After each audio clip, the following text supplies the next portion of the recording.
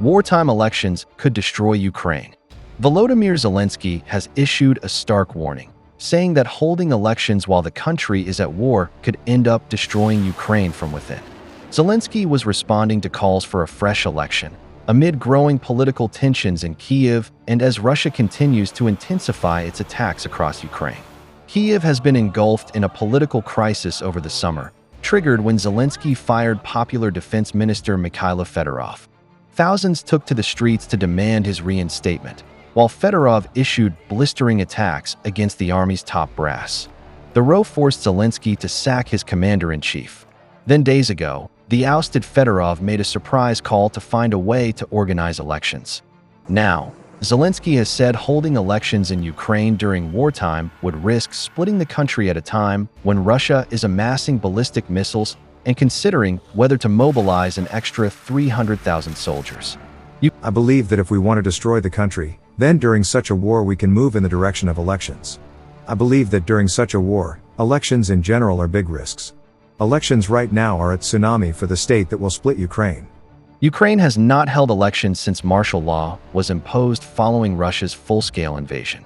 Zelenskyy's 5-year presidential term formally ended in May 2024, but the country has continued to operate under wartime conditions. The Ukrainian leader has also faced pressure from outside the country, including calls from Russian President Vladimir Putin and US President Donald Trump to hold an election. But according to recent polling, many Ukrainians are not keen on going to the polls while the war is still raging. A survey conducted by the Kyiv International Institute of Sociology found that 57% of Ukrainians want elections to be held only after the fighting ends.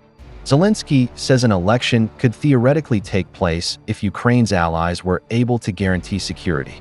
But so far, no such plan has been put forward. And all of this comes at a time when the war itself is escalating. Russia has stepped up missile and drone strikes, increasingly using ballistic missiles that are difficult for Ukraine's air defenses to intercept. Ukraine, meanwhile, has intensified its own long-range attacks, targeting Russian energy facilities and logistics infrastructure. Zelenskyy says supplies of crucial interceptor missiles for Patriot air defense systems have dropped significantly, even as Russia continues to build up its ballistic missile arsenal. According to Zelenskyy, Russia is capable of producing around 100 ballistic missiles every month.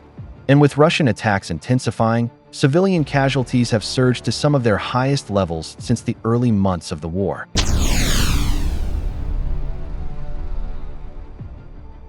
Russia has increased the use of ballistic missiles to attack Ukraine. When Russia launches a ballistic missile at Ukraine, air defense systems may have only minutes, and sometimes just seconds, to detect and intercept the threat. That extremely short window is leaving Kyiv and other Ukrainian cities increasingly exposed to devastating attacks. Ukraine says the US-made Patriot air defense system is the only system capable of intercepting these ballistic missiles.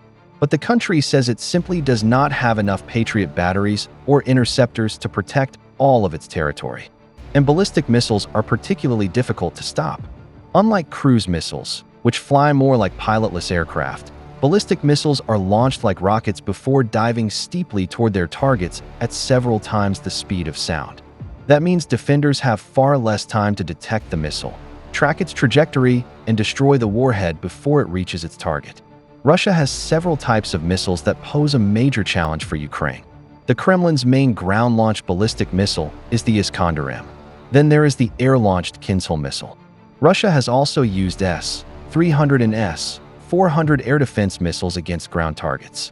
And while the Zircon is technically a hypersonic anti-ship cruise missile, its extreme speed creates an interception challenge similar to that of a ballistic missile. So, how does Ukraine try to protect itself from some of Russia's deadliest projectiles? The most capable Patriot system supplied to Ukraine is specifically designed for high-speed missile defense. Its PAC-3 system does not simply explode near an incoming missile. Instead, it uses a highly maneuverable interceptor designed to collide directly with the incoming warhead. That means the Patriot has to detect and track the missile, predict its path, and launch an interceptor within minutes. And sometimes, defenders have only seconds to make the final engagement. According to Ukrainian Air Force spokesman Patriots are currently the only system in Ukrainian service capable of intercepting Russia's Iskander-M, S-400 and Zircon missiles. The United States and its allies operate other anti-ballistic missile systems, including THAAD and sea-based Aegis defenses. But those systems have not been provided to Ukraine, and even Patriot protection is not guaranteed.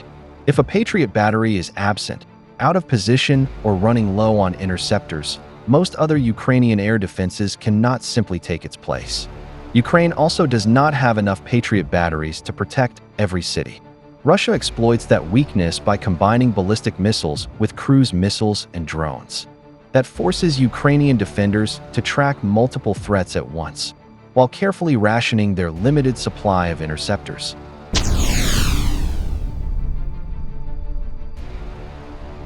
For more than 4 years, Russia and Ukraine have been locked in the biggest armed conflict in Europe since the Second World War. On February 24th, Russian President Vladimir Putin ordered a full-scale invasion of Ukraine. Russian forces entered from Belarus, Russia, and Crimea, attacking targets across the country. Moscow said its military operation was aimed at protecting Russian interests and addressing what it described as security threats. Ukraine and its Western allies rejected those claims and described the invasion as an unprovoked act of aggression. Russia initially advanced toward Kyiv, but Ukrainian forces pushed Russian troops back from areas around the capital. The fighting then became concentrated largely in eastern and southern Ukraine. Since then, the war has evolved into a prolonged battle involving artillery, missiles, drones, trenches, and long-range strikes. Russia currently controls roughly 20% of Ukraine's territory, according to the Council on Foreign Relations. Ukraine, meanwhile, continues to launch strikes against Russian military, industrial, and energy targets, including deep inside Russian territory. And the fighting remains intense.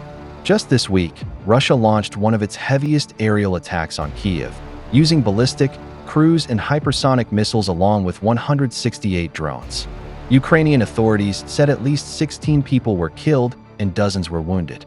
Ukraine says its biggest challenge is its limited supply of advanced air defense systems, particularly Patriot interceptors, which are among the few systems capable of countering Russia's ballistic missile threat. At the same time, Ukraine has significantly expanded its use of long-range drones against Russian territory, targeting oil facilities, military infrastructure, and other strategic sites. So what about peace? There have been diplomatic efforts, including US-mediated discussions, but they have not produced a ceasefire. The two sides remain far apart, particularly over territory and security guarantees for Ukraine. As of August 2026, the war is still continuing, with Russia holding significant Ukrainian territory, Ukraine continuing to resist and strike back, and both sides facing pressure to find a political solution. Russia says it is open to new ideas for peace, but insists any settlement must reflect what it calls the realities on the ground.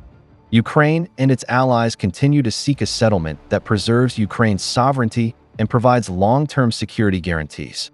For now, however, there is no comprehensive ceasefire, and the Russia-Ukraine war remains an active and unresolved conflict.